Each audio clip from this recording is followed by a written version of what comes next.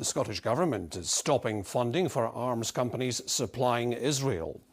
First Minister John Swinney told Parliament that arms companies applying for government aid in Scotland would have to prove they were not supplying Israel. He also ordered the flying of the Palestinian flag at St Andrew's House in a show of solidarity. Our political editor Colin Mackay was watching. Well, Colin, what was the point of all this? Well, a lot of it is symbolic. The Scottish Parliament doesn't really have that many powers here. Most of certainly the international and the defence powers are reserved to Westminster. But in flying the Palestinian flag, the First Minister is sending a message to the UK Government that it can ban support of the group Palestine Action, but it can't ban support of Palestine, and it can't stop the Scottish Government from taking action. And the action announced today targets arms manufacturers in Scotland, warning that there will be no more Scottish Government support, although they will continue to fund the apprenticeships that they're committed to. The Scottish Government will lift the restriction that we have applied on the use of support for the production of munitions. But in the face of genocide, there can be no business as usual. We will pause new awards of public money to arms companies whose products or services are provided to countries where there is plausible evidence of genocide being committed by that country. That will include Israel.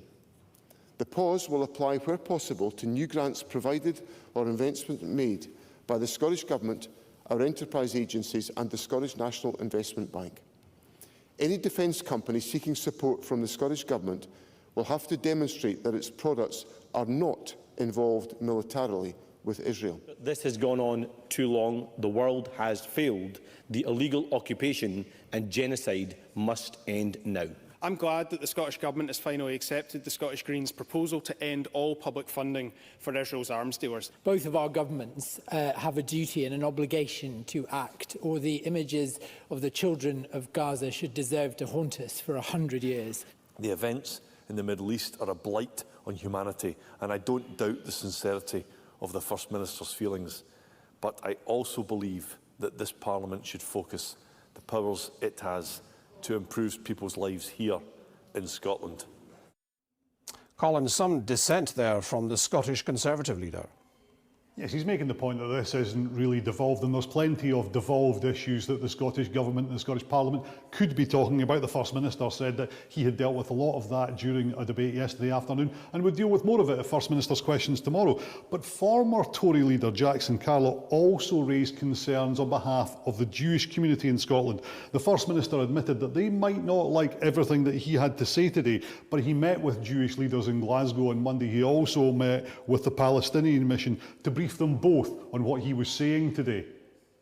This is a promising stance and stand from the Scottish Government. I feel safe to call Scotland another place where I can live safely as a Palestinian. It's what I call gesture politics. It means that a politician is trying to attract attention without actually making any difference on the ground. And that's exactly what John Swinney's done. It's going to make no difference to a state of Palestine, because Palestine does not meet the 4 recognised criteria for being a state, one of which is having borders, which it doesn't have, and one of which is having government, which it doesn't have.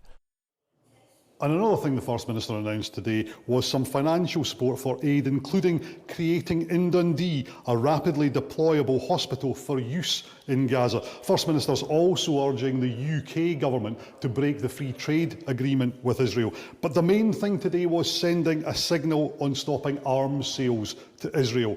And in the last hour, the Scottish Parliament has backed a motion recognising the state of Palestine, although that was opposed by the Scottish Conservatives. And in the end, the Labour Party and Lib Dems actually abstained on it because they didn't like an amendment made by the Greens. But all of that comes ahead of the UK Government's promise to do exactly the same thing, recognise the state of Palestine before the UN General Assembly next week.